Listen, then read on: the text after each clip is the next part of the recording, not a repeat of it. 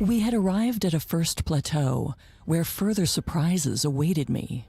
Here, picturesque ruins stood up, bearing the mark of man's hand and not that of the Creator. Captain Nemo came close to me and stopped me with a sign.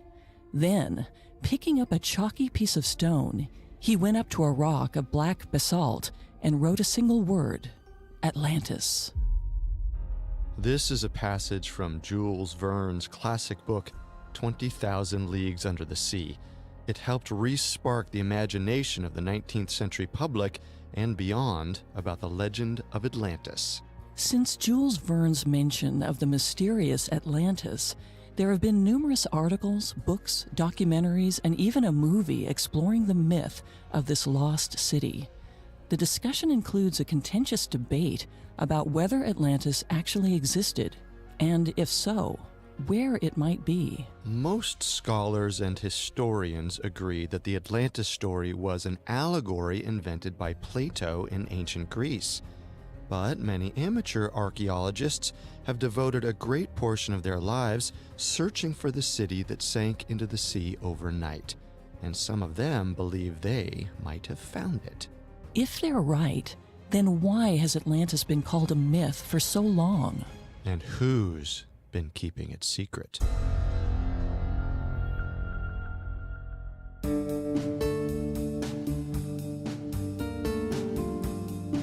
Welcome to Conspiracy Theories on the Parcast Network.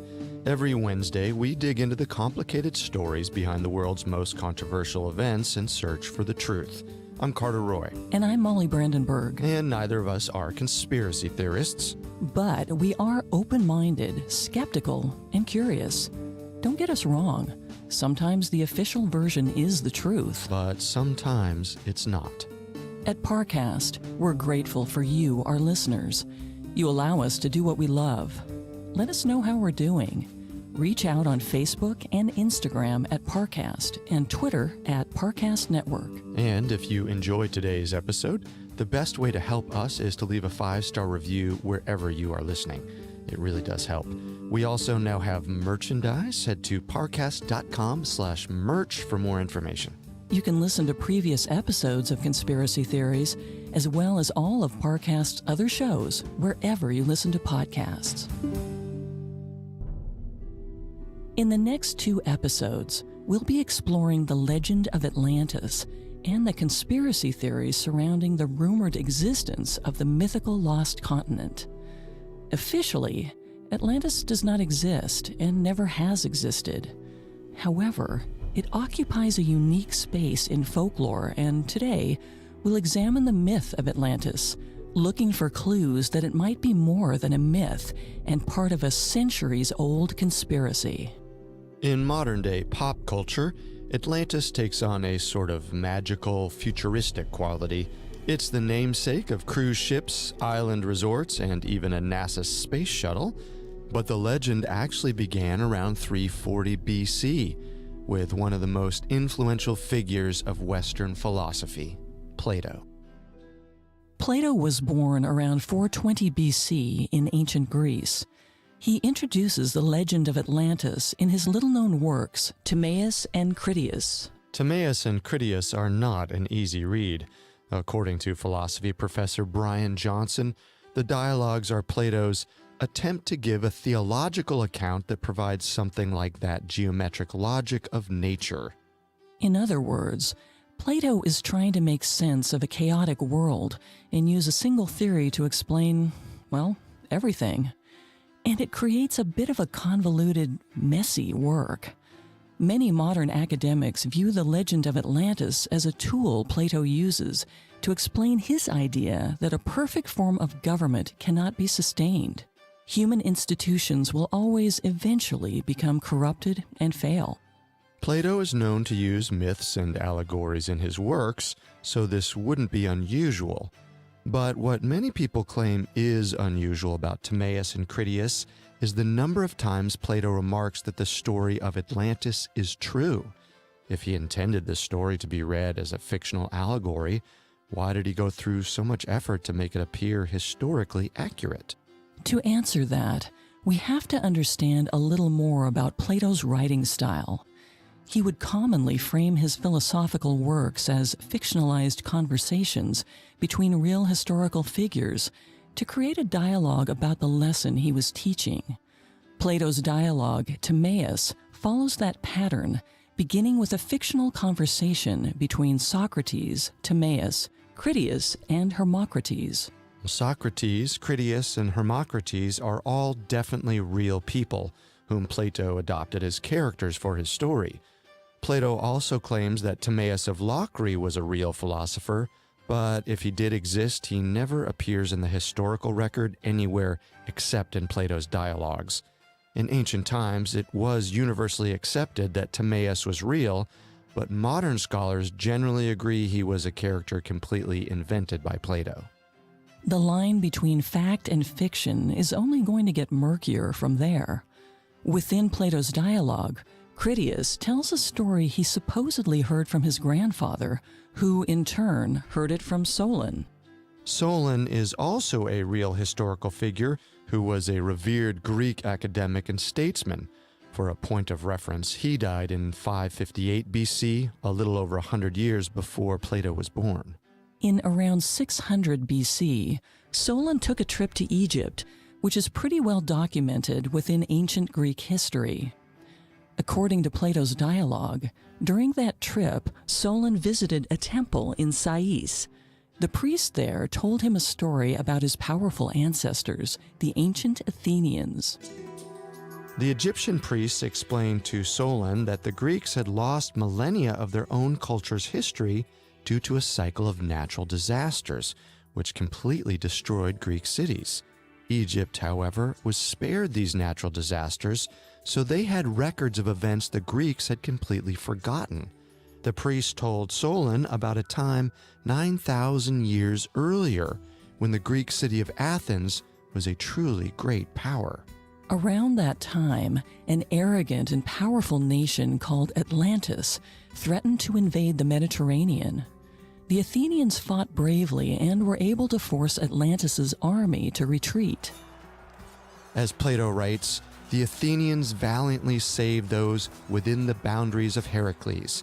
The Pillars of Heracles refers to what we now call the Strait of Gibraltar, the skinny body of water connecting the Mediterranean Sea to the Atlantic Ocean.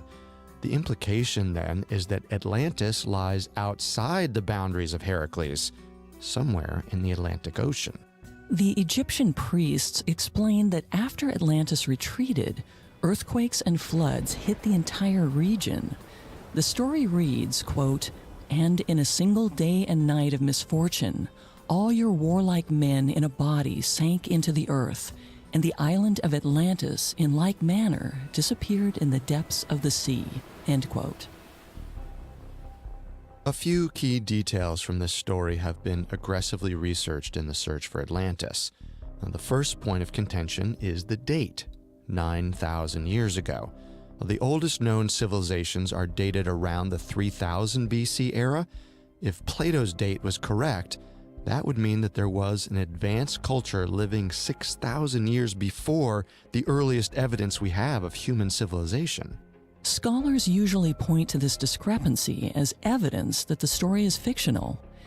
And if what we've heard about Atlantis so far seems within the realm of historical possibility, Plato's second dialogue, Critias, paints a picture of Atlantean civilization that sounds much more myth than fact. The Critias dialogue focuses on the mythical origins of Atlantis and what the island was like before it disappeared under the sea. Plato's character Critias explains that Atlantis was ruled by the Greek god Poseidon. He married a mortal named Cleito, and she lived on a hill at the center of the island.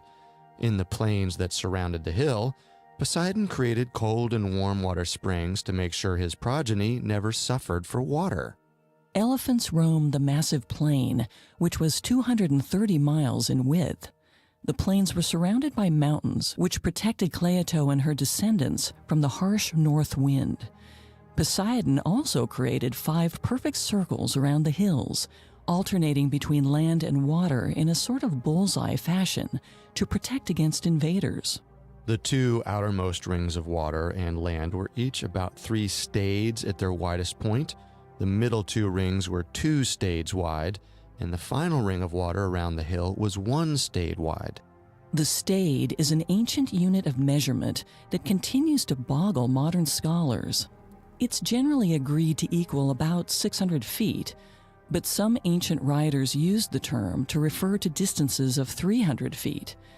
If we assume 1 stade equals 600 feet, the total diameter of the island of Atlantis would be over 400 miles across, surrounded by another mile of circular rings. Well, for reference, that's more than twice the size of the largest Greek island, Crete. This massive size suggests the island's description is symbolic instead of historically accurate. Maybe, maybe not. Moving on, during Poseidon and Cleito's marriage, she bore 5 sets of twins, all sons. As the sons became men, Poseidon distributed the land equally between the 10 princes, with the oldest receiving the central hill. His name was Atlas, and the empire took his name, becoming Atlantis. At this point, Poseidon deemed Atlantis the perfect society. The government was ruled peacefully by the 10 princes, and as time progressed, by 10 descendants of the original rulers. The leaders met every 5th and then 6th year to discuss matters of state. They would begin these meetings by capturing and slaughtering a bull and offering it up as a sacrifice to Poseidon. After the sacrifice, the leaders pledged they would never attempt to overthrow each other, and if one did, the others would all rally together to defeat the mutineer. But even though Atlantis grew prosperous and strong, the prince's link to Poseidon weakened over the generations as they married mortal women. After a while, their actions became more human and less godly. Eventually, Zeus, the leader of the gods, was so displeased with what Atlantis had become that he came down from Mount Olympus to Atlantis to confront them. Plato writes, quote, Zeus had gathered them together. He said, and that's it. The open-ended "he said" are the last 2 words of Plato's dialogue. The ultimate cliffhanger.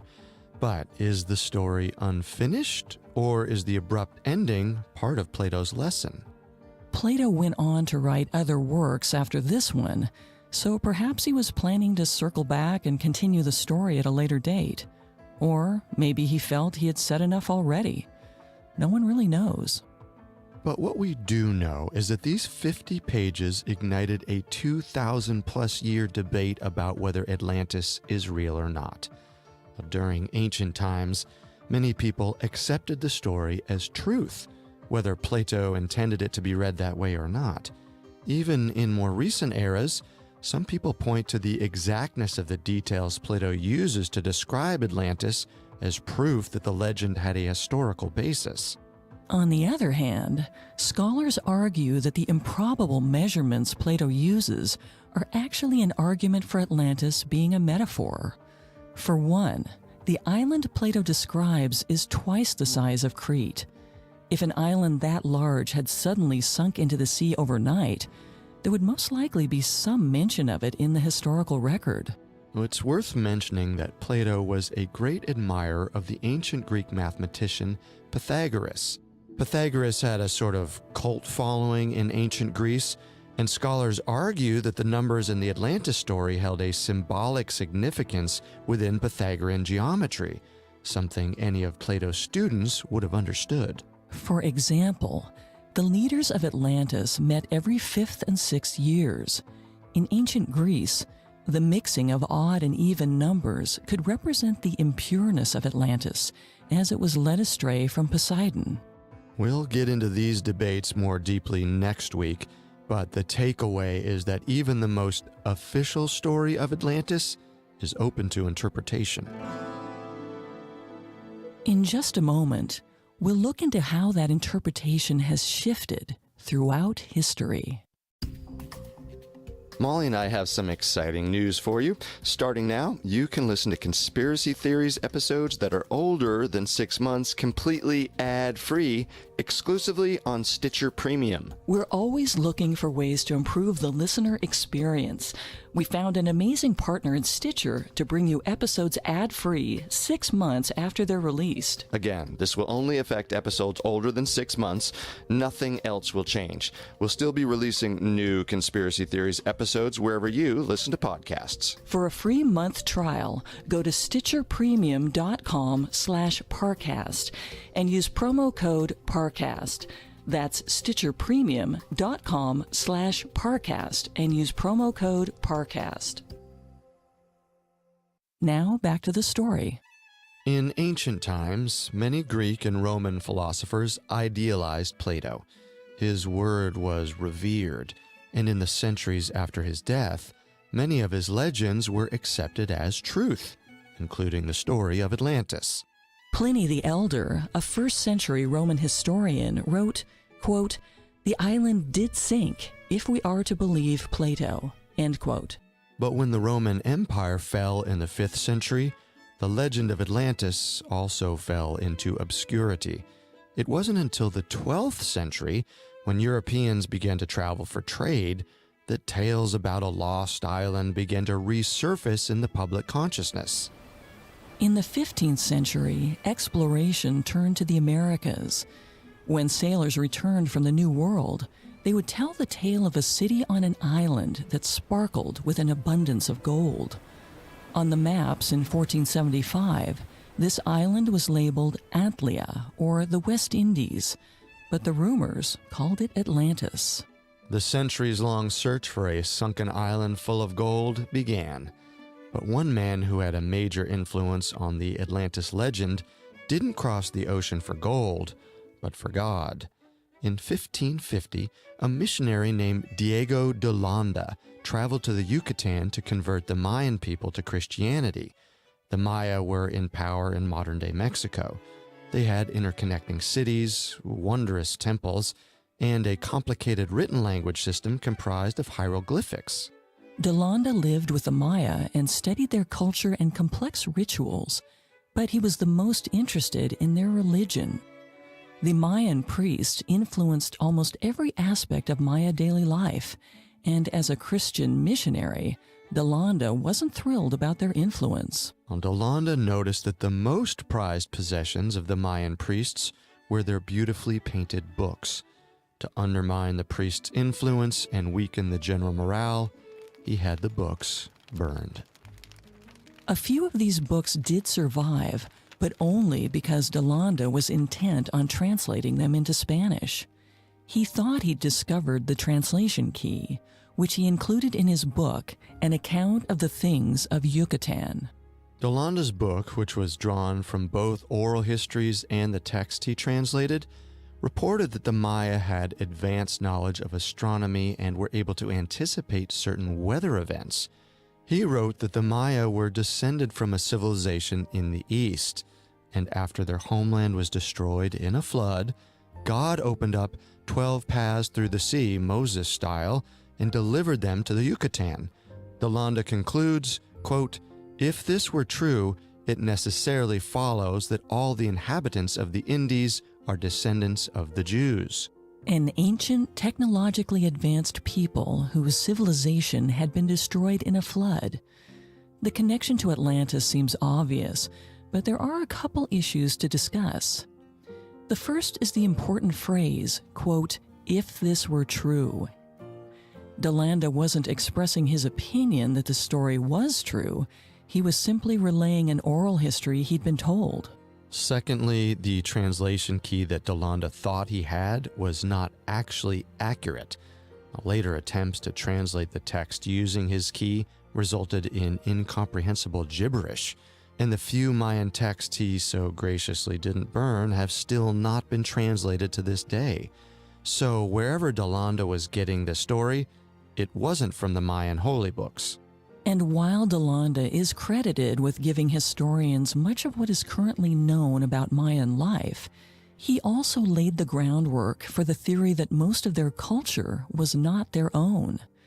This is called hyperdiffusionism, which is defined as a suggestion that certain historical technologies or ideas originated with a single people or civilizations before their adoption by other cultures. In layman's terms, It's the idea that advancements like astronomy and written language all originated in one place, in this case, Eastern Europe, and were later spread to other civilizations, in this case, the Maya.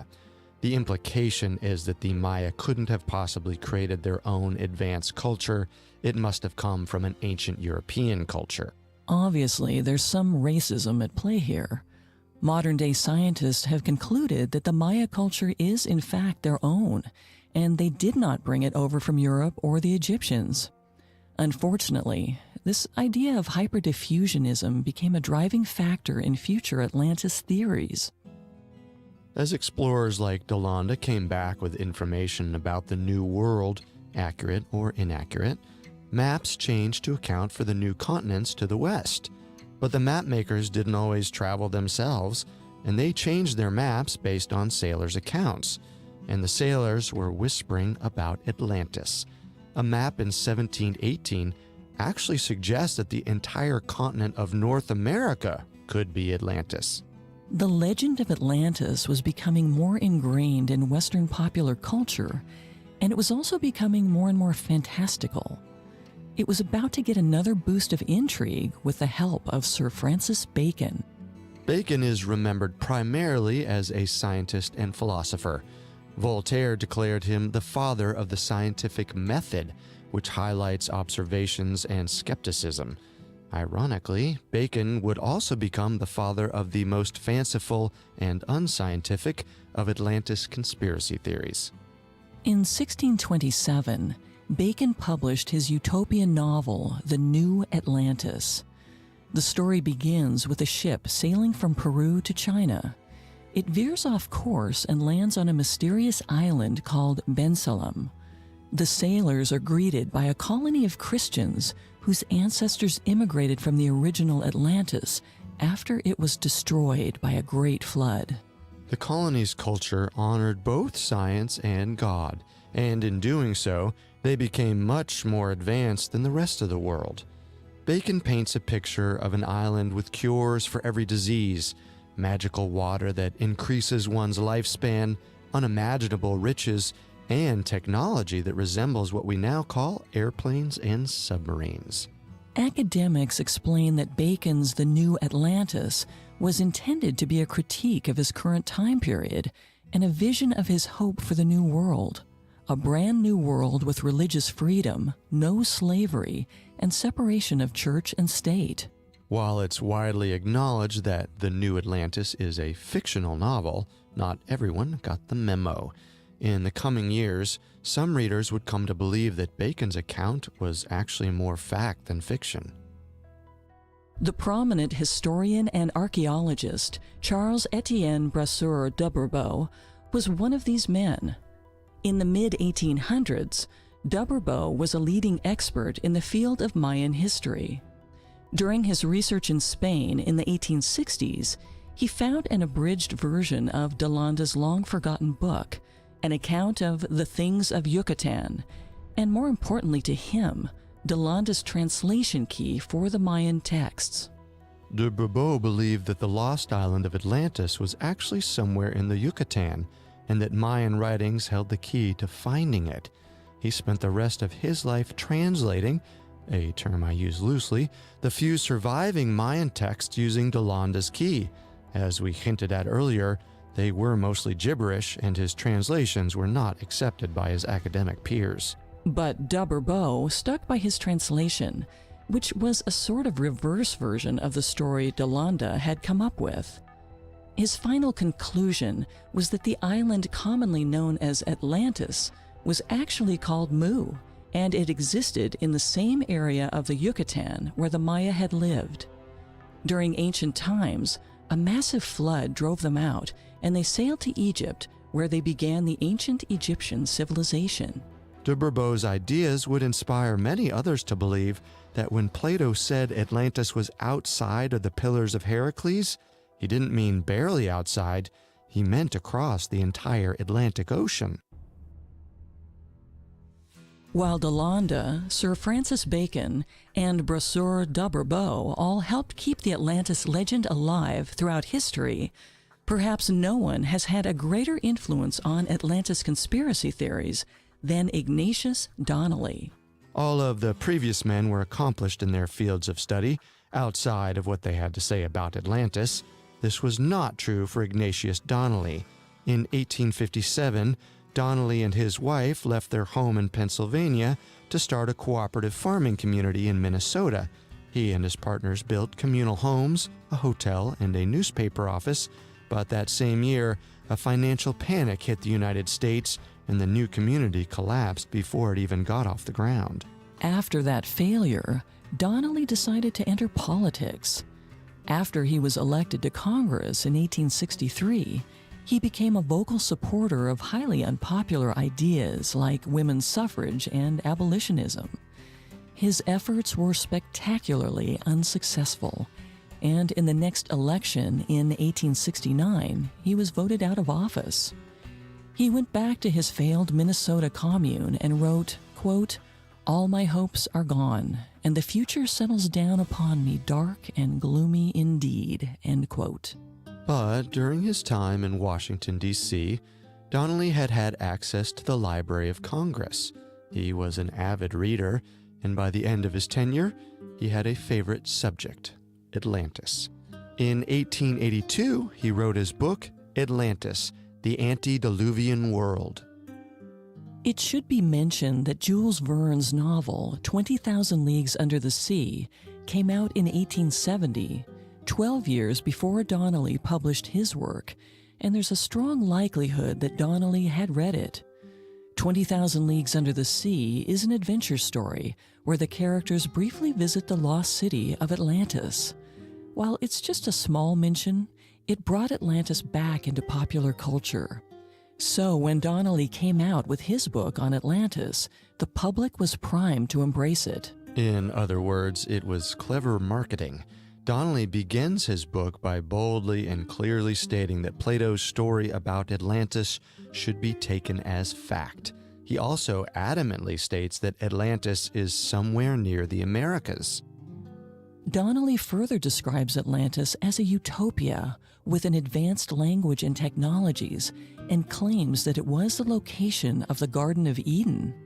He explains that the reason most civilizations around the world have a flood story within the annals of their mythology is because all cultures originated from Atlantis. The people that survived the flood left and started cultures in Egypt, Europe, and Israel. Donnelly is the first to use scientific evidence to argue that Atlantis is real. In the early 1870s, the U.S. Coast Guard had just discovered that the Gulf Stream in the North Atlantic flowed in a clockwise circular motion. Scientists had also discovered a large volcanic mountain range under this part of the ocean. Donnelly argued that the mountains were the same ones that had once protected the center of Atlantis. The Gulf Stream flowed circularly because for so many years it had circled the now sunken island. The impact of Donnelly's book was intense. The public absolutely adored it, and Donnelly was finally receiving positive attention. In the 1870s, a British cabinet member even wanted to put together a task force to find Atlantis. The scientific community wasn't quite as on board. Donnelly sent a copy to Charles Darwin, who responded with skepticism. The sort of hyperdiffusionism Donnelly and his theoretical predecessors advocated didn't quite line up with the research Darwin had done on evolution. Nevertheless, Donnelly clung to his ideas. Thanks to his book, Atlantis had rocketed from relative obscurity to the forefront of the popular imagination. And even if scientists and historians weren't on his side, a lineage of amateur archaeologists believed they could find Atlantis and prove the naysayers wrong. Coming up, we'll talk about the archaeological find in 1872 that encouraged theorists to believe that Atlantis could actually be found. Now, back to the story. In 1872, newspapers all over the world reported that amateur archaeologist Heinrich Schliemann had found the legendary city of Troy, immortalized in the ancient poems The Iliad and the Odyssey. In the Iliad, The abduction of the beautiful Helen launches a war between Troy and Sparta, and this conflict, which became known as the Trojan War, was purported to happen in around the 12th century BC. The ancient Greeks seemed to believe the story was true, but by the 19th century, historians viewed Troy similarly to how they viewed Atlantis, as an engaging myth that may or may not have a historical basis. George Grote, a trusted classical historian in the 19th century who wrote the massive work, The History of Greece, called Troy a legend. He and most archaeologists of his time believed that these ancient poems, which contained magical elements and had been passed down through history orally, could not be trusted to give accurate historical information. But some amateur archaeologists, by which we mean hobbyists with no formal qualifications and too much money and time on their hands, maintained Troy was real. Among them was a German businessman named Heinrich Schliemann. In 1871, Schliemann used geographical clues from Homer's story to hypothesize that the small village of Hisarlik, Turkey, was the location of ancient Troy. Schliemann hired local workmen to excavate near the village. Underneath the layers of hard rock, they found ruins of homes, some golden objects, and remnants of a wall that would have once surrounded the ruined city. In 1872, Schliemann declared that he had discovered the remains of Troy. Professional archaeologists weren't quick to support this claim, but his announcement gave hope to his fellow amateur archaeologists. Perhaps their efforts to find so-called mythical ancient cities were not in vain. After his discoveries in Turkey, Schliemann looked towards Mycenae, Greece, to search for the palace of King Agamemnon. In 1876, he found what he claimed was the tomb of Agamemnon. The find was the largest beehive tomb ever discovered. Inside were ancient skeletons and a burial mask that Schliemann labeled the Mask of Agamemnon. It's important to note that Schliemann was the only one declaring that these ancient artifacts were from the heroes of the Iliad and the Odyssey. Seasoned archaeologists treated his claims with skepticism. When carbon dating was introduced in 1946, archaeologists took a look at the artifacts Schliemann had uncovered in Turkey 6 decades earlier. They realized the artifacts were actually older than the era when the Trojan Wars are thought to have taken place. The site Schliemann called the Tomb of Agamemnon dated to 1250 BC, which was about 300 years earlier than when King Agamemnon is thought to have reigned. In an interesting twist, this didn't lead the archaeologists to conclude that Schliemann was wrong about the location of Troy.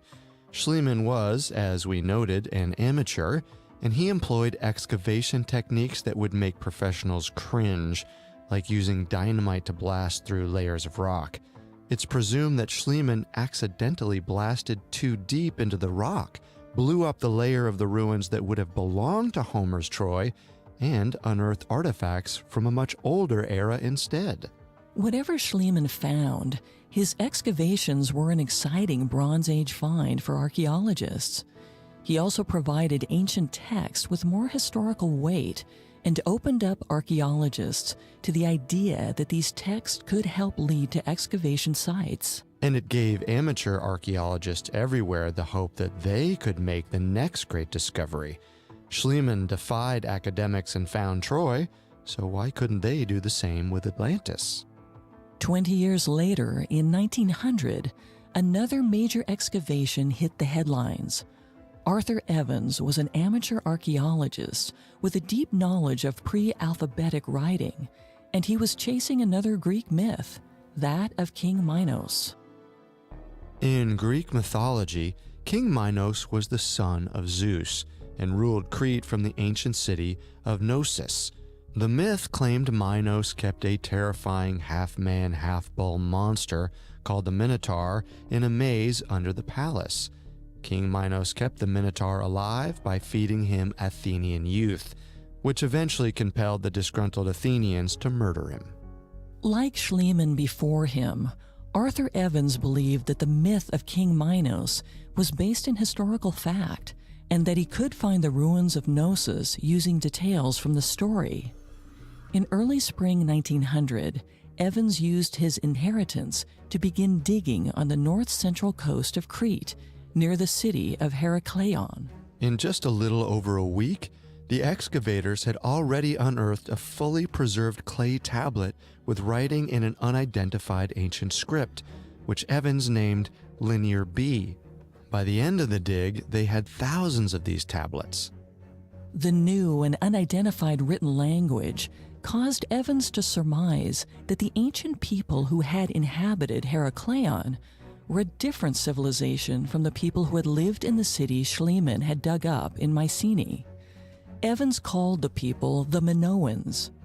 Modern-day archaeologists have confirmed that the Minoans were a distinct culture that lived from 2700 to 1100 BC in Crete and the surrounding islands. In addition to the clay tablets, Evans also found a massive 3,500-year-old multi-story palace decorated with the symbol of the bull everywhere.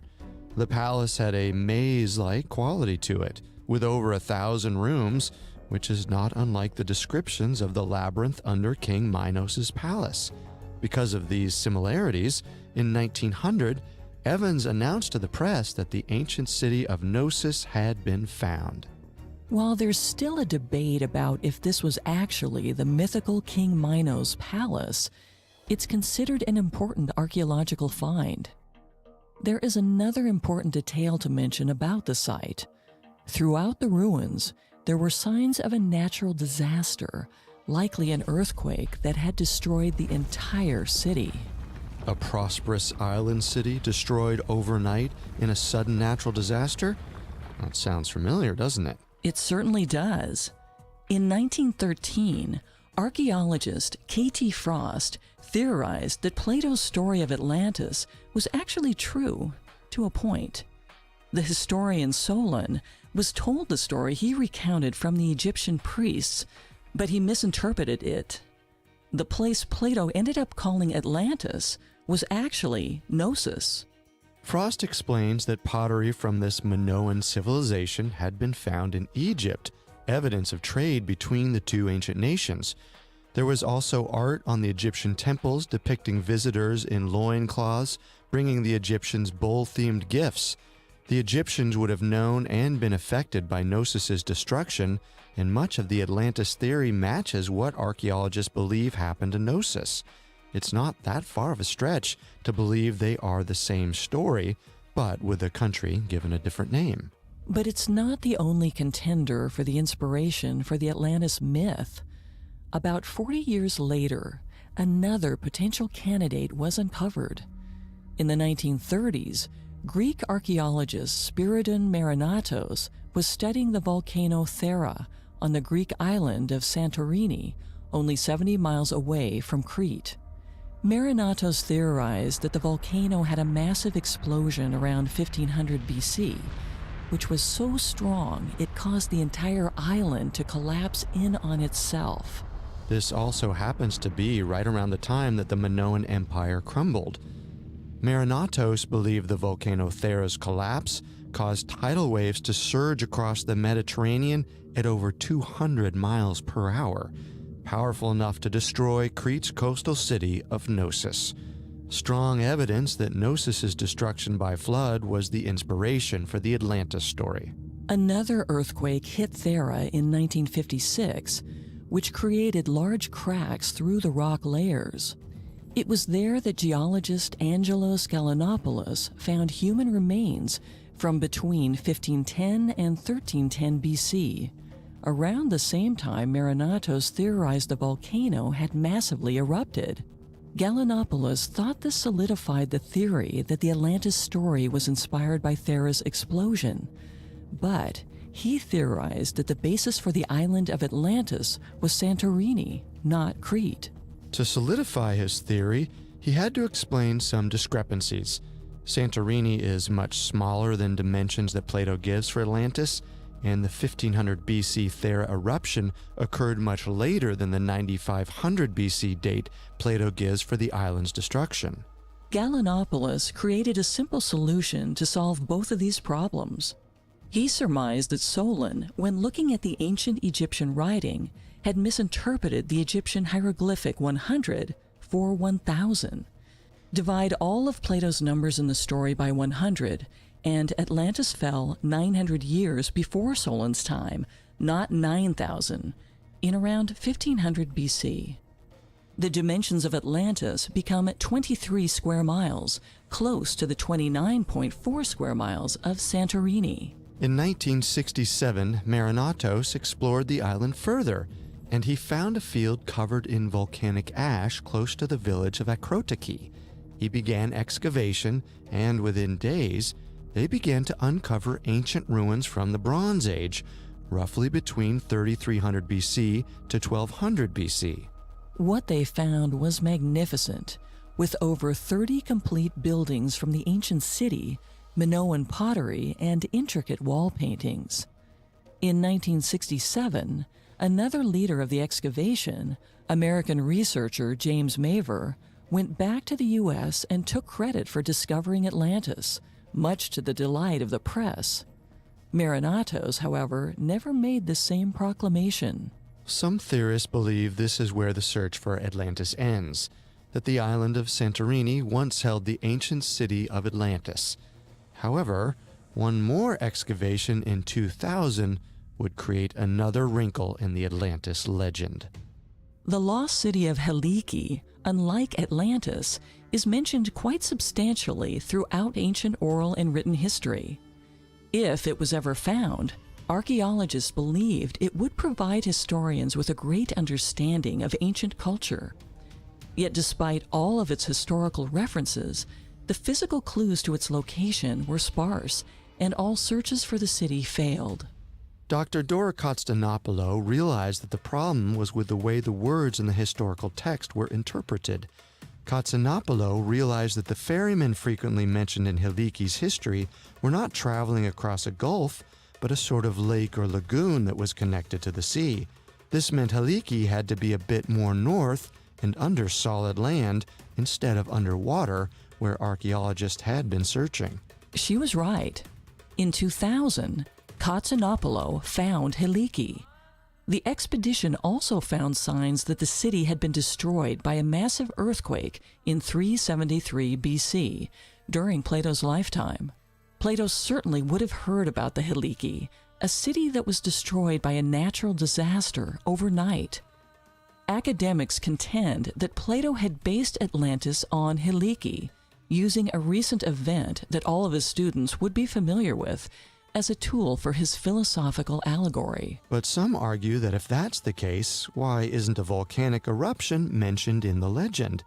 Plato talks of a flood and earthquakes, but no ash or loud sounds. If he was purposely imitating the story of Helike, why wouldn't he include the main distinguishing event, the eruption? Again, academics maintain that the details about Atlantis are fictionalized, as it was intended to be read as an allegory, not a historical account. But there are still some believers that use the historical discrepancies in the text to maintain that Atlantis isn't just a myth based on Helike or Santorini or Knossos. The real Atlantis is still out there, lost, waiting to be found. Next week, we'll be exploring some conspiracy theories surrounding the mysterious lost city of Atlantis, whether it was real, where it might be, and what we could hope to find there. We'll start simple with our first conspiracy theory. Was Atlantis a real island, not in Greece or the Americas, but off the coast of Spain? Our second theory centers on the claims of American psychic and mystic Edgar Cayce, who believed all human life originated on the lost continent of Atlantis, including the first incarnation of Jesus Christ. Cayce prophesied that Atlantis would rise again out of the Atlantic Ocean in the year 1968. Conspiracy theory number 3 comes from an occultist named Madame Blavatsky, who claimed Atlantis was the ancient home of a race of supermen called the Aryans. Their civilization was destroyed by human-animal hybrids who were bred using black magic. This idea of an ancient superior race found some notable supporters in Nazi Germany, including SS leader Heinrich Himmler, who led a Nazi expedition to find the lost city of Atlantis. Whether this theory is true or not, it had some serious real-world consequences. In April 1938, an expedition of German scientists arrived in Lhasa, Tibet. Their leader, Ernst Schaefer, had a reputation as a star explorer at home and abroad. During his first trip to Tibet in 1934, he determined that the rumored Yeti was actually a species of bear native to the Himalayas. Schaefer's 1938 trip was aimed at locating another legend, the lost city of Atlantis. As the expedition set out, Schaefer was noticeably distracted and preoccupied.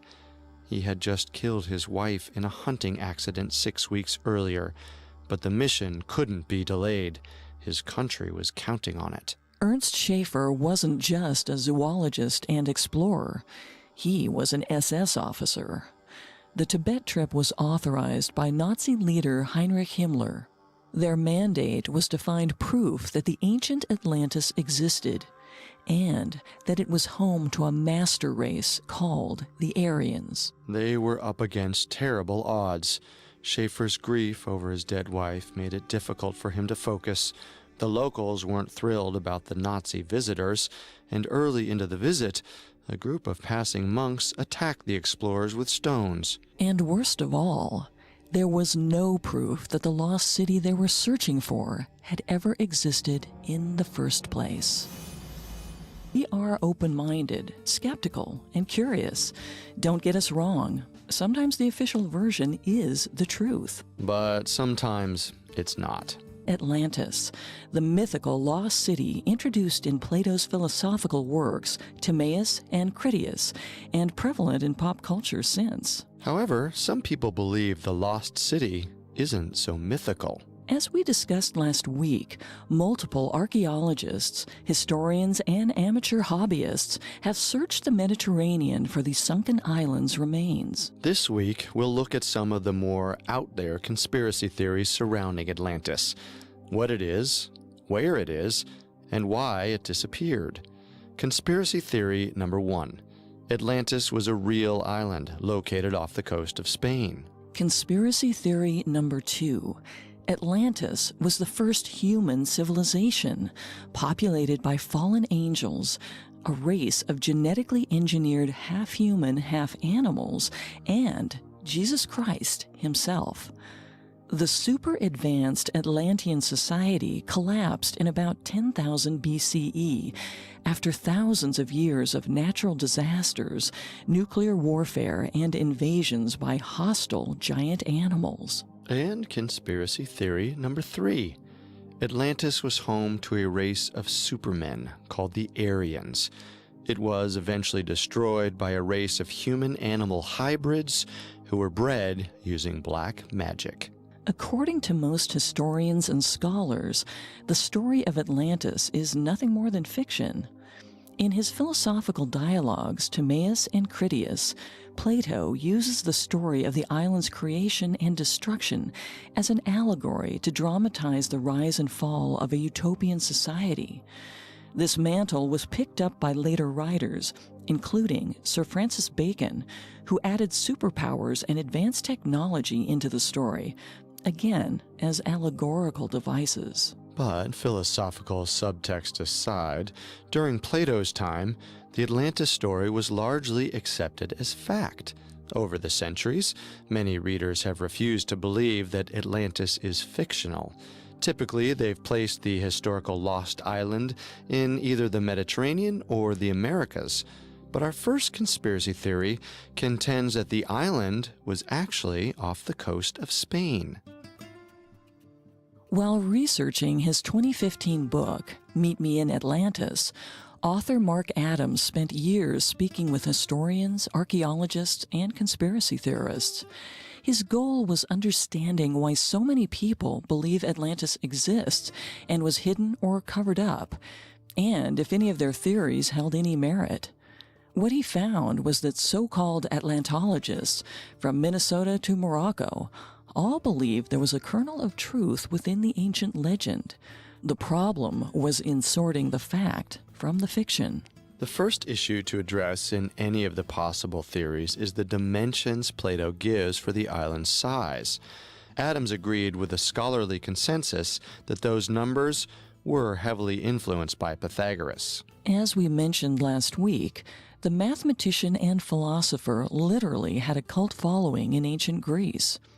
His followers ascribed extreme symbolic significance to certain numbers.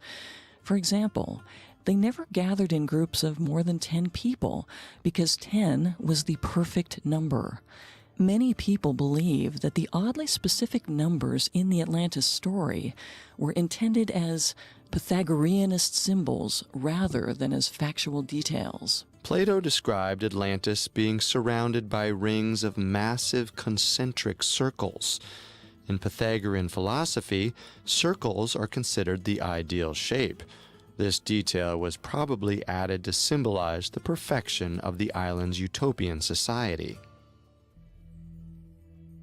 Scholars typically take this symbolic numerology as evidence that the entire Atlantis story was invented as a metaphor. But to Atlantis believers, understanding the Pythagorean symbols is the key to unlocking the truth. If the circular rings surrounding Atlantis were just added in for symbolic effect, we can disregard them in our search for the actual lost island. The historic Atlantis, if it really existed, could have been any shape at all. Mark Adams also used this strategy to tackle the other major obstacle regarding the search for Atlantis, the island's massive dimensions. Plato's given measurements put Atlantis's total area at nearly 682,000 square miles, bigger than the state of Alaska. And this is without counting the mountains or rings surrounding the Central Plain. Theoretical physicist Reina Kuna hypothesized that the city's dimensions were actually a math joke. If Atlantis's Central Plain was 3,000 by 2,000 stades, its total perimeter would be 10,000 stades. The ancient Greek word for 10,000 was myriad, which also meant largest possible number. According to Kuna, Plato may have just meant to say that Atlantis was incalculably huge. Similarly, Plato's claim that Atlantis existed 9,000 years ago may have been an exaggeration. Mark Adams came to the conclusion that if some of Plato's numbers were symbolic, none of them can be reliably used as evidence for finding the real Atlantis. This solves a lot of the problems involved in linking the massive prehistoric city to real locations. So, what clues can be used to find Atlantis? Adams focuses on two aspects of Plato's story that seem historically reliable: Atlantis's war with Athens and the earthquakes that destroyed the area.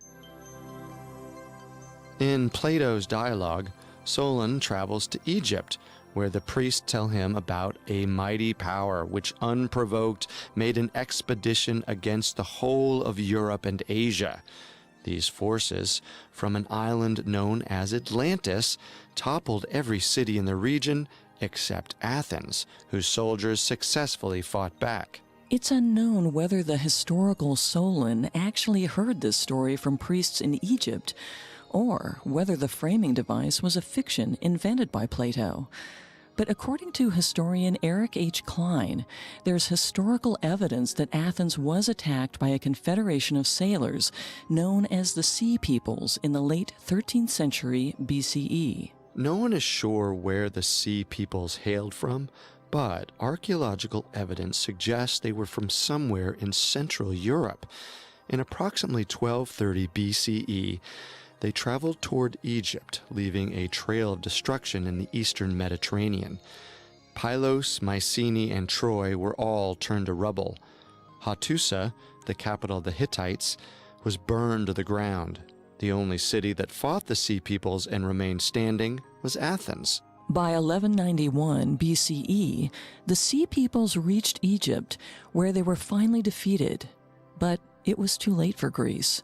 Nearly all of their civilization had been destroyed, and with it, they'd lost their language, their records, and their history. But Egypt survived, and so did their records of the mysterious seafaring nation that decimated Greece. Could this be the incident the Egyptian priest told Solon about? It does fit with the description. If so, this means Atlantis' destruction must have occurred sometime after their failed Egyptian campaign in 1191 BCE. It also supports the widely accepted theory that Atlantis was situated somewhere in the Atlantic Ocean, or, as Plato says, outside the Pillars of Heracles. It's been firmly established by both ancient and modern historians that the Pillars of Heracles refers to the Strait of Gibraltar, a narrow channel between Spain and Morocco that connects the Mediterranean Sea to the Atlantic Ocean.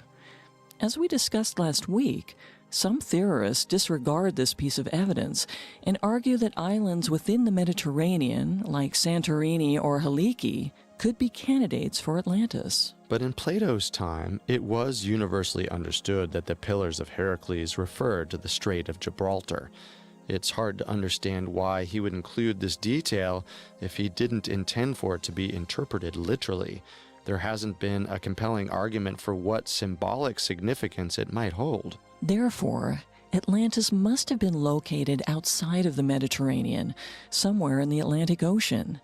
This rules out the possible locations we discussed last week, Haliki and Santorini. In the early 2000s, German computer expert Michael Hubner gathered a list of 51 details Plato gave about Atlantis' size and location, its distance from Athens, its geographical features, and so on. He plugged them into a program that analyzed the clues and returned a list of GPS coordinates that matched the description. The location with the most matching details was the Souss Massa Plain in southwestern Morocco. There are arguments to be made for the location. Souss Massa is just beyond the Strait of Gibraltar. A large hill rises from its center, similar to the mountain at the center of Atlantis. It's surrounded by a mountain range and dry, circular riverbeds. The diameter of the outermost riverbed is extremely close to the measurements Plato gave for Atlantis' outermost ring of land. Morocco even has a large population of elephants, which also appear in Plato's Atlantis. But there is one major issue. Souss Massa is 7 miles inland, and its elevation is much too high to be disturbed even by the largest tsunamis. It's hard to see how this location could have been destroyed by a flood. It's possible that, at one point in history, the water level around Souss Massa was much higher. What's now a hill surrounded by plains was once an island surrounded by water. Of course, that's entirely speculation. Without an island or a flood, it's unlikely that Morocco could be the home of Atlantis. That leaves one last possibility: Tartessos. In 1922, archaeologist Adolf Schulten proposed that the ancient city of Tartessos, located in southern Spain, was actually the same civilization as Atlantis.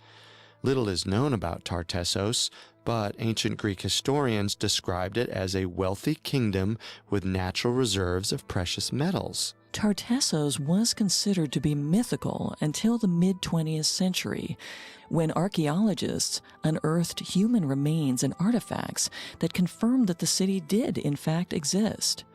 Tartessos suddenly disappeared from the historical record in about 500 BCE and is widely presumed to have been destroyed in a flood.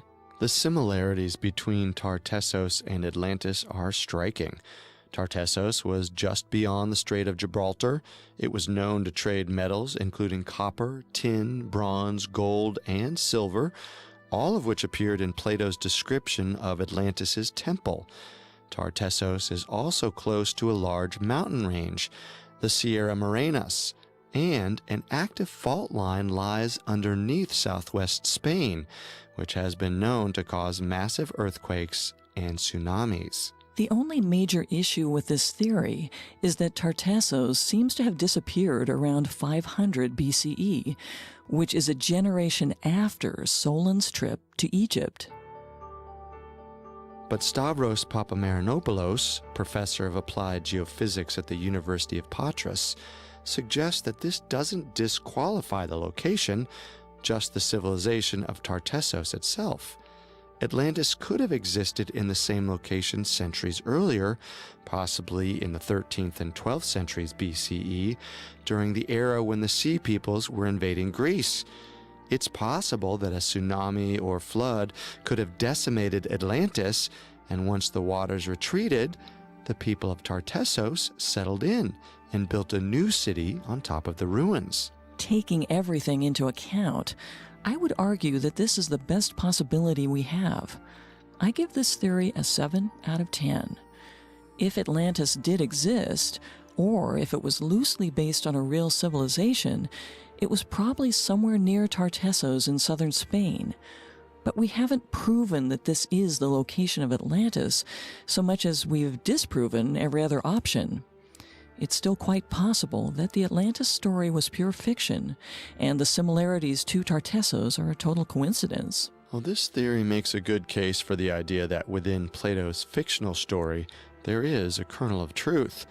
But if Atlantis was real, and southern Spain was the location, we may have to accept that archaeologists will never uncover the ruins, as the area was submerged in mud and water from the nearby river. This has made it difficult to excavate the ruins of the Tartessian civilization, and getting to the ruins of the older city of Atlantis, which would be even deeper, might be fully impossible. That leaves us with a lot of questions. What type of society was Atlantis? What were the people like? And how did the civilization become so powerful? In the absence of evidence, Atlantis believers throughout history have come up with their own answers, some more logical than others. Coming up, we'll explore a theory that explains how Atlantis came to be and how it's going to return. You have the suspect's fingerprints at the crime scene. You have witnesses testifying that they saw the suspect commit the crime. The suspect has a motive. It's an open and shut case. Or is it? Each week, the Parcast original Not Guilty examines controversial criminal cases and tries to determine why solid evidence doesn't always lead to a conviction. What police considered compelling evidence against Casey Anthony in the disappearance of her daughter Kaylee, defense attorneys classified as fantasy forensics, and she was ultimately acquitted of Kaylee's murder. Amanda Knox served 4 years in an Italian prison for murder before later being acquitted. Was the media portrayal of Knox the profile of a killer or a televised character assassination? And sometimes jurors are responsible for wrongful convictions, as was the case when the Central Park Five were convicted despite DNA evidence showing none of the suspects were involved. Search for and subscribe to Not Guilty on Spotify or wherever you listen to podcasts. Again, search Not Guilty or visit parcast.com/notguilty to listen now. And don't forget, you can hear the beginning of the first episode right after our show. Now, back to the story. In 1901, a hypnotist named Al Lane was hired to help a young man in Hopkinsville, Kentucky. The patient, 24-year-old Edgar Casey, had developed severe laryngitis the previous year and completely lost the ability to speak.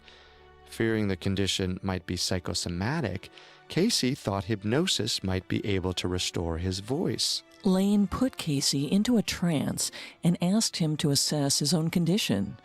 A hoarse voice escaped from the unconscious young man's throat. He said that an increase in blood flow to his voice box would improve his ability to speak. Using hypnotic suggestion, Lane told Casey that his blood flow should increase. Casey's face and throat suddenly turned red, flushing with blood. After 20 minutes, Casey declared that the treatment was over.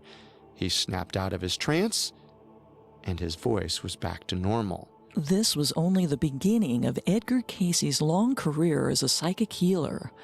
Over the next 4 decades, Casey traveled the country, diagnosing and curing all manner of health problems in return for voluntary donations. He became so popular, his client list included Thomas Edison, Woodrow Wilson, and George Gershwin. Along with healing, Casey channeled his psychic gifts to answer questions about the universe and predict the future. He never had any recollection of what he said during his trances.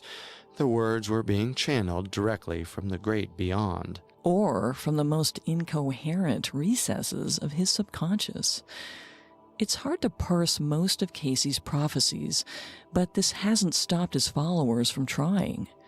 Edgar Casey's Association for Research and Enlightenment, which was founded in 1931 and still exists today, collects and analyzes his readings and monitors whether any of his prophecies come true. Some of them actually have. In 1925, he predicted that the stock market would crash in 4 years.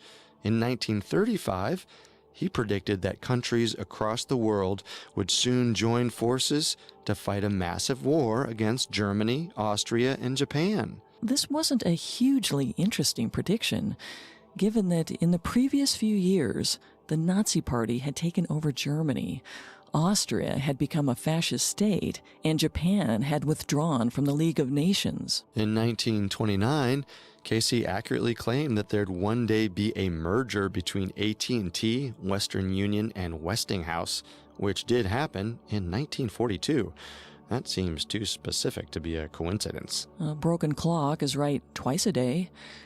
Casey also prophesied that the Soviet Union would become an international symbol of freedom. China would completely convert to Christianity by 1968, and an earthquake would cause California to slide off the coast and into the Pacific Ocean in the 1960s. But some of Casey's most famous prophecies have yet to be either proven or disproven. This brings us to conspiracy theory number 2. Edgar Casey claimed that the lost city of Atlantis was the origin of all human life, and he predicted that in 1968 or 69, the island would rise up out of the ocean in preparation for Armageddon. Obviously, that second part seems easily debunked, but is there any merit to the first part? Well, the Association for Research and Enlightenment has collected 14,306 of Casey's prophecies, and a good percentage of those concern Atlantis. It's extremely difficult to make sense of most of his readings, and they don't quite cohere together into a single narrative, but let's try to understand his perspective. According to Casey, the first living beings on Earth were fallen angels. In the beginning, these beings were thought projections, or vibrations of pure energy. They came to Earth willingly, but as they became more indulgent and began to abuse free will, their bodies gradually took on an ape-like form, and they became trapped in the physical realm permanently. In approximately 100,000 BCE, another group of angels agreed to go down to Earth to help guide their monkey comrades down the path of evolution. They were led by an angel called Emilius, who was the original incarnation of Jesus. We should note here that despite being a devout Christian during his conscious life, Casey's prophecies often centered around reincarnation. He believed the same souls cycled endlessly through different bodies and forms, from the earliest fallen angels all the way to the current generation of humans. Emilius and his fellow angels came down to Earth and voluntarily took on human forms. Simultaneously, 5 different races of humans were created: white, black, brown, red, and yellow. The red race, which sprung from Emilius, was called the Atlanteans. You heard that right. According to this conspiracy theory, Jesus Christ was the first citizen of Atlantis. Supposedly, Atlantis was the first human civilization, and it's still the most advanced to ever live. The Atlanteans lived in a massive landform spanning over what's now the Atlantic Ocean, from the Gulf of Mexico to the Strait of Gibraltar. They invented everything from elevators to computers to death rays. They were also in possession of a quantum-powered crystal called the Tuoi Stone, which gave them psychic powers like telepathy and astral projection. But despite their advanced technology, the Atlanteans were simple people. They lived together in peace and worked as farmers, artists, and scientists. But over time, the peaceful society split into two groups. One faction, the Children of the Law of One, continued to practice the pure ways of the past. They wanted to use the land wisely and treat everyone equally. And then there were the Sons of Belial.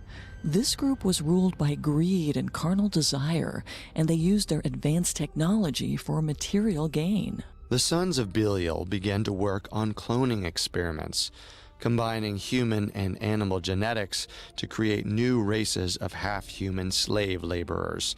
Casey described them as human machines or things. The Children of the Law of One were horrified. They wanted to raise the half-humans into consciousness and give them more freedom and rights. But the Sons of Belial wanted to keep them in the dark so they could continue exploiting them. The ethical debate tore Atlantis apart, sending the prosperous society into decline.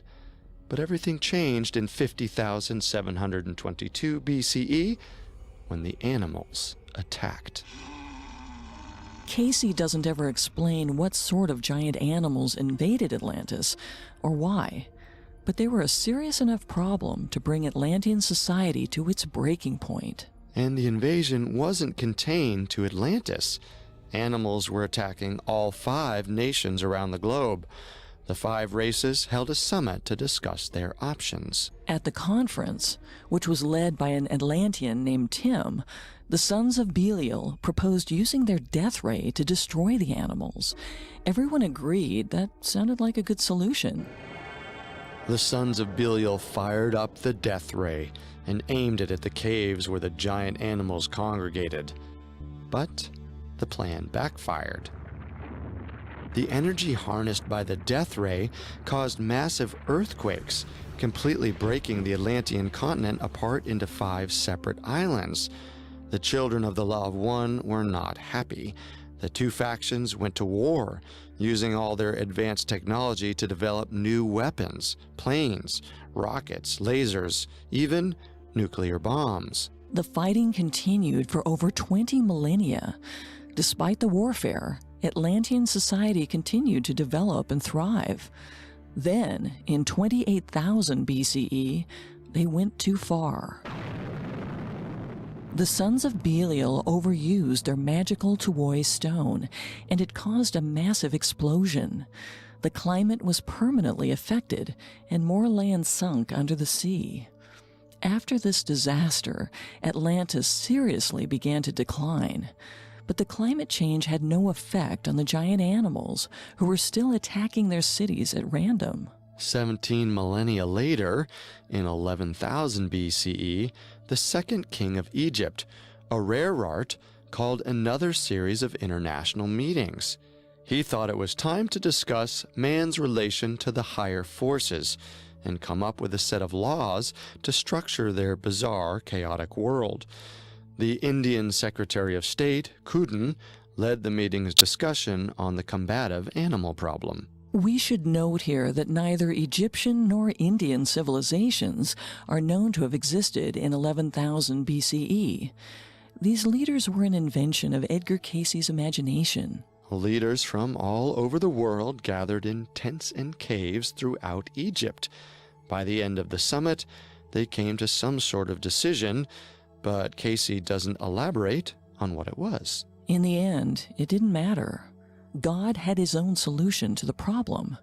In around 10,000 BCE, some sort of shift in the Earth's poles, instigated by God himself, led to a massive change in the climate. The animals were finally destroyed as ice swept across the land. The humans apparently survived this, but an ensuing flood wiped out what was left of the Atlantean civilization. Casey believed this was the same great flood spoken of in the Bible, and that it was triggered by God's disgust at the sons of Belial and their destructive behavior. While the actual flood happened overnight, the children of the Law of One saw many signs that the end was near. Casey doesn't elaborate on what those signs were, but the army of animal invaders or the massive sheets of ice sailing in from the North Pole might have been clues. Well, curiously, the rest of the world was unaffected by the natural disasters that were destroying Atlantis. Many of the Atlanteans were able to escape to civilizations around the globe, with most of them landing in Egypt. To preserve their culture in the case of another disaster, the Atlanteans separated their written records into two parts and hid them in different locations. Casey believed they placed one half under the paw of the Great Sphinx in Egypt. The records were to remain hidden until Amelius, the first Atlantean, returned to usher the world into peace. According to Casey, Amelius had been reincarnated multiple times throughout history. After his initial human form passed away, he became Adam, the first man from the book of Genesis. His next incarnation was Hermes, an architect who, according to Casey, designed the Egyptian pyramids in 10,490 BCE. He then came back as Joseph, the biblical Egyptian official who lived in the 5th century BCE. His final, and perhaps most famous turn, was as Jesus of Nazareth. In the 1930s, Casey prophesied that Atlantis would rise up out of the ocean again in 1968 or 1969. This would cause massive discord in the world until 1998, when Amelius was once again reincarnated. Casey believed this reincarnation would rule for 1,000 years, starting in 1998. What Christians call the Revelation, or the Apocalypse, would occur at the end of his reign, once the world had finally achieved peace. Obviously, there's no evidence to suggest that a race of fallen angels created an advanced international society in 60,000 BCE. Although Homo sapiens did appear by 300,000 BCE, the first true human cultures didn't appear until the Neolithic Revolution, around 10,000 BCE, when hunting and gathering gave way to agriculture.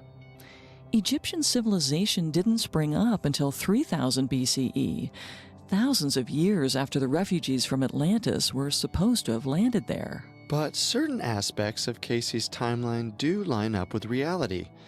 Casey's Atlantean society existed in the last glacial period, commonly referred to as the Ice Age. During this era, which lasted from about 127,000 to 16,500 BCE, giant animals known as megafauna roamed the Earth. This would have been a major concern for any humans trying to create permanent settlements. Interestingly, the dates Casey gave for the rise and fall of Atlantis are extremely similar to the dates of what scientists call the last glacial maximum. The explosion that supposedly sent Atlantis into decline in 28,000 BCE occurred at around the same time when the ice sheets covering the globe were at their thickest. After 24,500 BCE, the climate rapidly warmed. The ice started to melt and sea levels began to rise. In approximately 16,500 BCE, the megafauna suddenly went extinct. There's no consensus on what caused the rapid extinction, but one of the prevailing theories is that it was related to the changing climate. Casey's date for the extinction was off by about 6,000 years. He also seemed to have his temperatures backwards. The Earth was dramatically warming up, not cooling down. But he was right about one thing. The rising sea levels caused a number of massive floods. In 1996, marine geologists William Ryan and Walter Pittman published what they called the Noah's Flood hypothesis, theorizing that the Black Sea flooded in about 5,200 BCE, submerging 60,000 square miles of land. This would have been the event that inspired both the biblical story of the Great Flood and the Sumerian flood myths. Since 1996, there have been a few other theories proposed regarding how or when the Black Sea flooded. A similar hypothesis holds that a comet struck Earth in about 10,000 BCE, which instigated massive floods around the planet. So far, no evidence has been found to solidly prove or disprove these theories. But the bottom line is, Casey isn't alone in claiming that a devastating flood occurred in 10,000 BCE. The more controversial part of his theory is that Atlantis would rise again in 1968 or 1969. As far as anyone is aware, this did not happen. Actually, it might have, sort of. On September 2nd, 1968, archaeologists Joseph Valentin, Jacques Mayol, and Robert Eingov discovered an underwater rock formation off the coast of North Bimini in the Bahamas. The formation, which they called the Bimini Road, is essentially a long wall of limestone blocks that seem to be lined up and stacked on top of each other, as if they were placed there intentionally. Each block is about 10 to 13 feet long and 7 to 10 feet wide, and it looks like the corners were cut at right angles, though the seawater has rounded them out over time. Conspiracy theorists latched onto the discovery as proof of a sunken civilization, perhaps Atlantis. This was, after all, the same year Casey predicted Atlantis would rise again. However, the consensus among geologists is that the Bimini Road is naturally occurring, not man-made. Studies in 1984 and 86 concluded that the blocks were the result of natural erosion processes. A band of sediment accumulated as the island's shoreline expanded and eroded over time. Eventually, that sediment solidified into a long, thin rock, and when that rock eroded, it broke into multiple smaller rectangular blocks. Despite their bizarrely uniform shape and size, there's no evidence that the blocks were shaped by human tools. Conspiracy theorists argue that this same natural underwater erosion process would have destroyed any sign that tools were used. But in 1978, carbon dating of the rocks revealed that they had only been exposed to water since around 2000 BCE.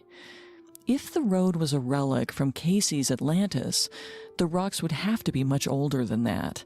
Apart from the Bimini Road, there were no other mysterious land formations discovered in 1968 or 1969 that might qualify as Atlantis. Nor is there any evidence that the world has been ruled by Jesus since 1968. But Casey was a believer in free will, and he thought human actions could potentially shift the timeline of the events he prophesied.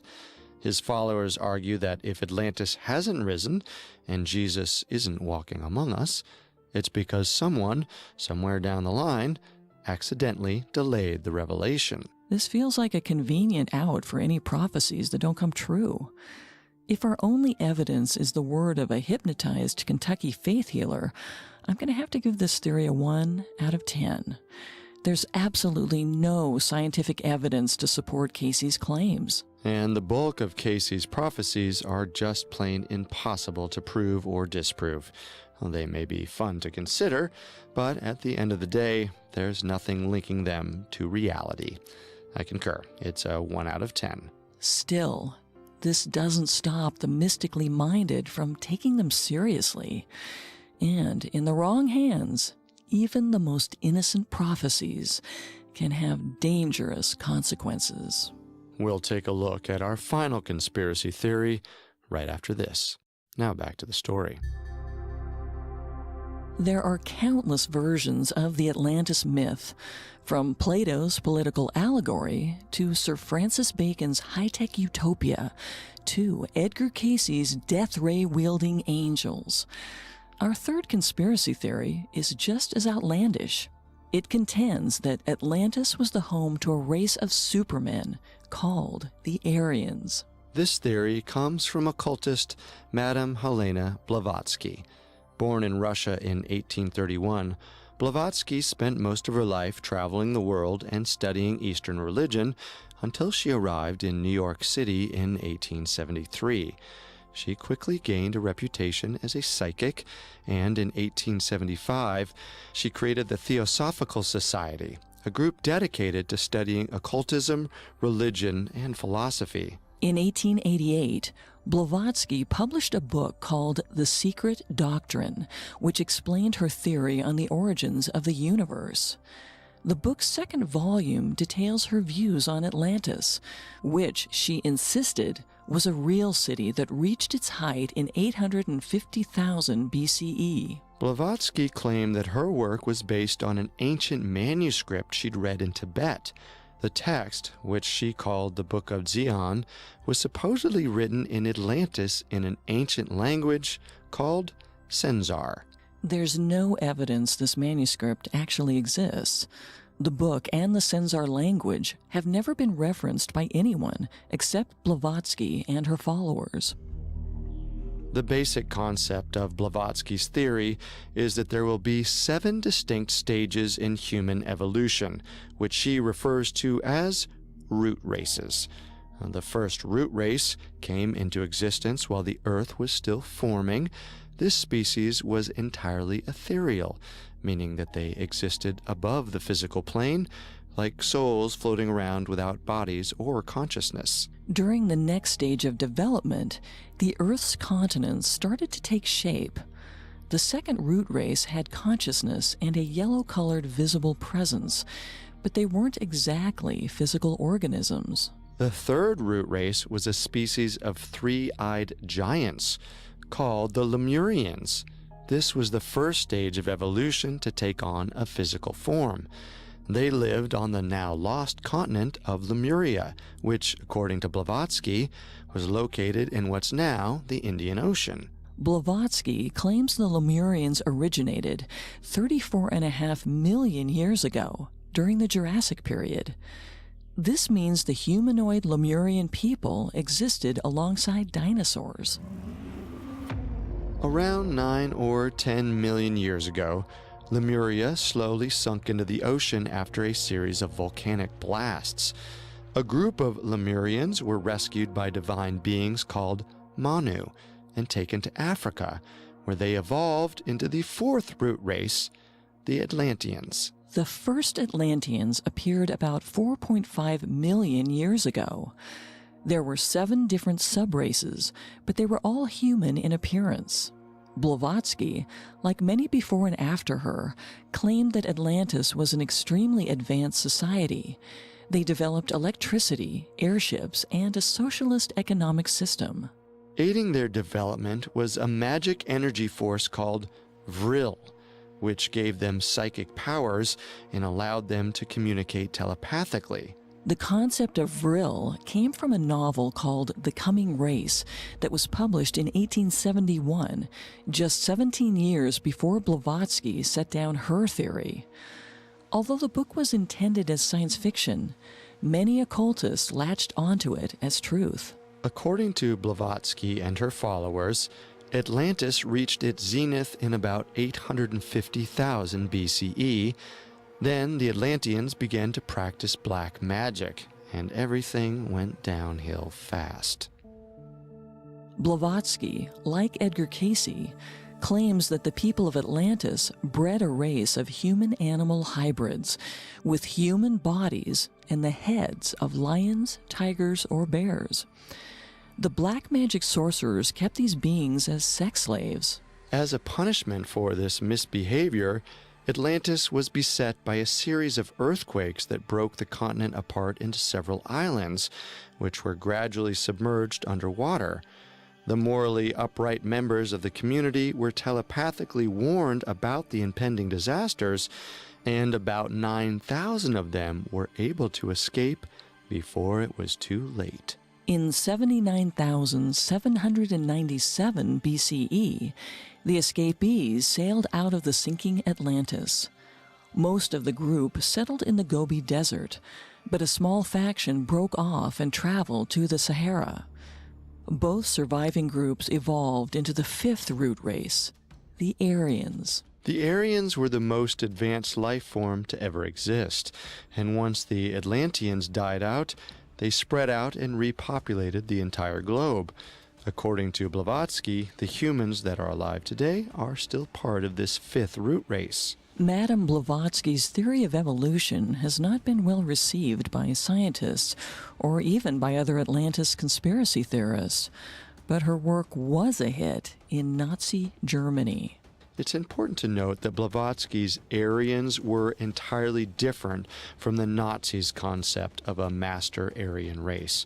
Still, throughout the 1930s, Adolf Hitler sent government-funded expeditions all over the planet searching for the remnants of Atlantis. Needless to say, they failed. There was no evidence of the lost city or of an ancient master race of any sort. The same goes for all the other aspects of Madame Blavatsky's theory. No proof at all. The strongest rebuke is that there is absolutely no evidence of a human society that lived on Earth millions of years ago, never mind an extremely advanced society with psychic powers. Blavatsky was somewhat on the right track in her theory about root races. Well, scientists generally agree that human life slowly evolved from amoebas over the course of millions of years. But she adds more than a few unscientific details to Darwin's theory of evolution. The three-eyed giant Lemurians, the interference of divine beings, black magic sorcery, etc. And her unsubstantiated claims weren't harmless. They were misinterpreted to fuel the fire of Nazi racial supremacy. Because of that reckless disregard for the truth, I rate Madame Blavatsky's Atlantis theory as 0 out of 10. This is a rare conspiracy theory that did far more harm than good. Blavatsky's theory does serve as a cautionary tale.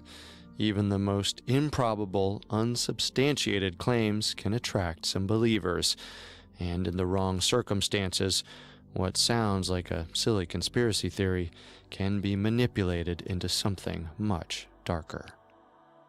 Of the three theories we discussed today, conspiracy theory number 1 is the only one with any scientific or historical evidence to support it.